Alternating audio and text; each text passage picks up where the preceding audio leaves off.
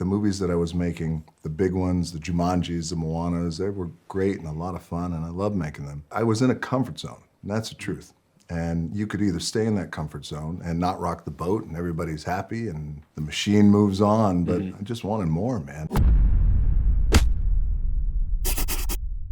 Okay, well, guys, congratulations on the film. So amazing. I was so excited to do this interview. man. As soon as I walked out, I was like, get me in the interview room now. I have a million questions, but I've only got 7 minutes. So, but first of all, I did want to say, Dwayne, this is actually a full circle moment for me for a very specific reason.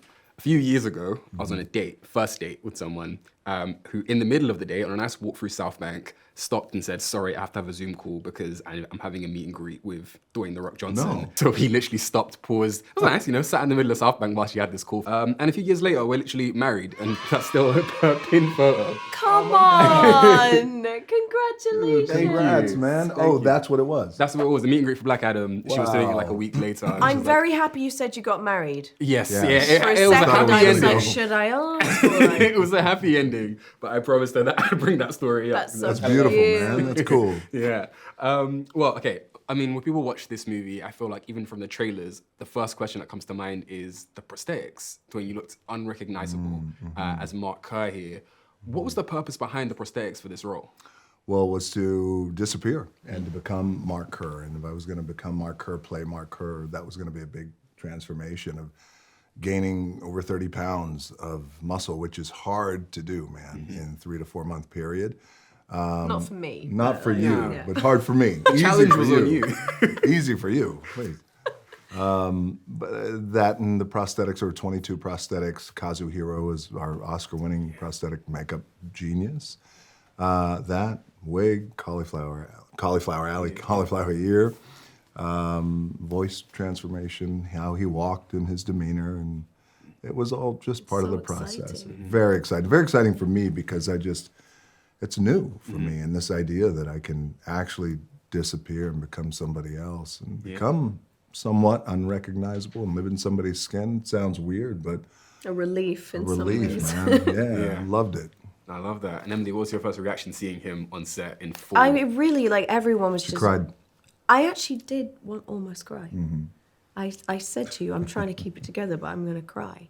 Because it was so eerie and a really beautiful thing to see, actually. Because I've known that he can't go anywhere, he can't disappear. And I could see when he walked in, it wasn't just a physical transformation, it was a complete demeanor transformation. And I just remember everyone stopped. It like changed the air in the room. It was so wild. And your whole energy was very quiet and very like him and it was just wild. Amazing. Yeah, and that comes across on the film like immediately. You said, you know, you were excited to get a role where you can disappear into a character. I think a lot of people probably would have asked you like why, you know, I guess the pivot from the action thrillers, the action comedies to this role. What I was more curious about is why in 2025, why now that you choose to take this on? I've just been having this gnawing feeling deep in my gut for years now. You know, keep in mind, you don't know this, but in 2019 is when I brought this film, Smashing Machine, to Benny Safdie. We were going to do it then. So for a long time, probably in around the time that we met on Jungle Cruise, I was just feeling it then, and I felt like the movies that I was making, the big ones, the Jumanjis, the Moanas, they were great and a lot of fun, and I love making them, and I still do, and I will. But there was more. Like I had a little voice behind my rib cage just saying there's more, and I wanted to be challenged. And you know, I was in a comfort zone, and that's the truth. And you could either stay in that comfort zone and not rock the boat and everybody's happy and people make money and the machine moves on, but I just wanted more, man. And I didn't want to be in that, I didn't want to be comfortable anymore. And you know, I wanted to be uncomfortable. And I was uncomfortable. I was scared to do this because, you know, it's all new for me. Yeah. So that's why now. Yeah, and you faced that fear beautifully, and a lot of people I think would be very proud to see that journey, right? Like you're in a lot of ways, I don't mean literally, not literally, but like in a lot of ways you're kind of like the world's Dwayne Johnson, you're the world's Rock, you know, and everyone's really excited to see that shift. I can tell you firsthand. Thank you so much, man. Yeah, it's incredible. Wow. Means a lot. Emily, from what I've heard on some of the filming, Benny would hide the camera almost in some scenes. What did that do for you as an actor during those performances, especially you know, the fights? I mean, I think it just offers you a sort of portal into into a world without anything technical around you. And I think we're all used to making movies where you see the lights and you see the cameras, and like on a Chris Nolan movie, you've got an IMAX camera like at you, and you just get used to kind of blocking it out.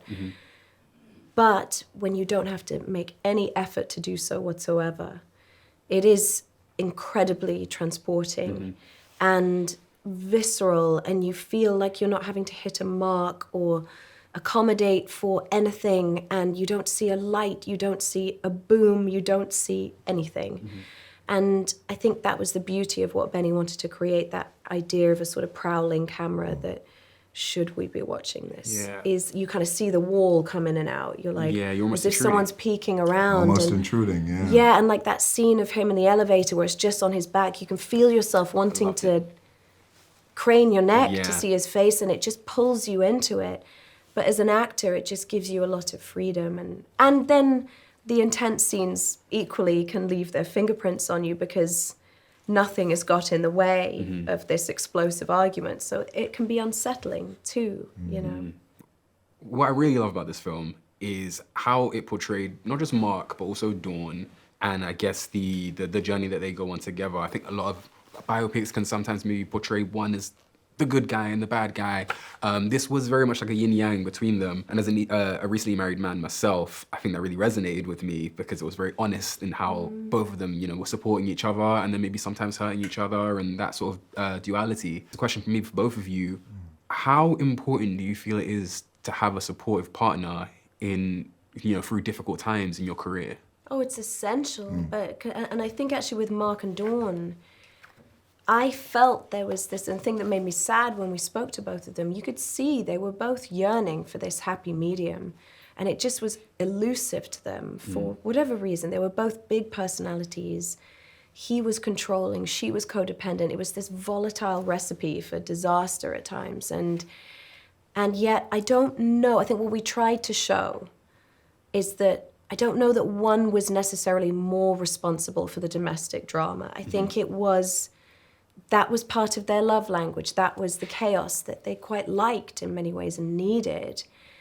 But there was deep love and there was huge eruptions. So it was sort of the whole thing. And you don't normally get to see that in a movie or play that in a movie. It's normally there's a clearer identity of what the relationship is.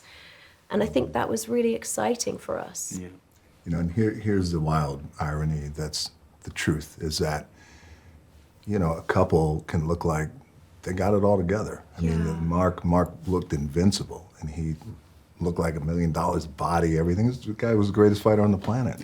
She was gorgeous and beautiful. Like, you look at them as a couple, and you're like, oh, they're winning. And they love to party, and they love to go out. They did look all of very that. passionate, very happy. But then behind closed doors, man, they were battling demons, which goes to say that you just never know what people are going through.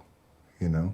So you gotta kind of walk through the world, try your best to remember that. That was one of our takeaways from this. Like, shit, you just...